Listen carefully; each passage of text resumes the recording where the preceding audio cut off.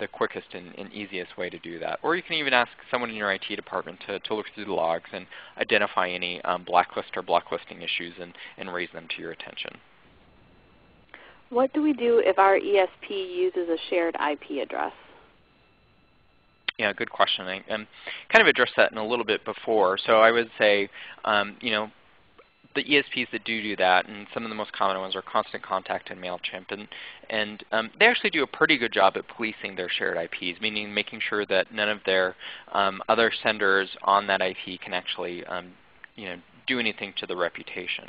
So you can actually influence that reputation of that IP. It's somewhat out of your control, but you can still do best practices with your marketing program. You need to make sure that your complaints are low, that your end-user rates are low, for the very reason of if you don't, those ESPs are going to kick you off of the shared IP because you're going to be ruining the experience for everyone else using that IP address. But like I said, I would recommend that everyone monitor shared IPs just so you know if there are other mailers on that IP that are affecting your delivery, and if so, you can maybe ask for a different IP address from your ESP.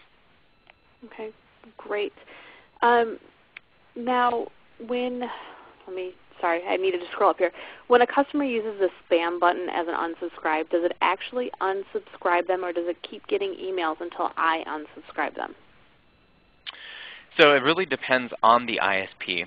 I had mentioned Gmail previously. If you use the list unsubscribe header within your headers and they click on the report spam button, it will ask the subscriber if they also want to unsubscribe. But they do have to click on, yes, I do want to unsubscribe in order for them to stop receiving it.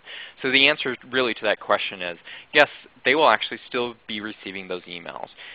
However, it may go into the spam folder for some time, and then if it's the reputation is reset, then it may go back to the inbox again. And that's where you can get into trouble if you're not signed up for feedback loops and removing those complainers, because those subscribers then can report spam again, which drives up your complaint rate and drives down your reputation score, your sender score. So again, the key here is to stop them from ever receiving again, because they will receive emails from you again, even if they do hit report spam.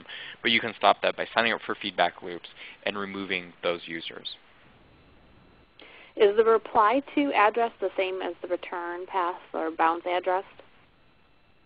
Those are actually two different things. The reply to you can set whatever you want, and the return path address is actually the address that is determined. Try to simplify it, but when your email servers are talking to each other, so when your email server is talking to the ISP's mail server, that's the address that you're putting down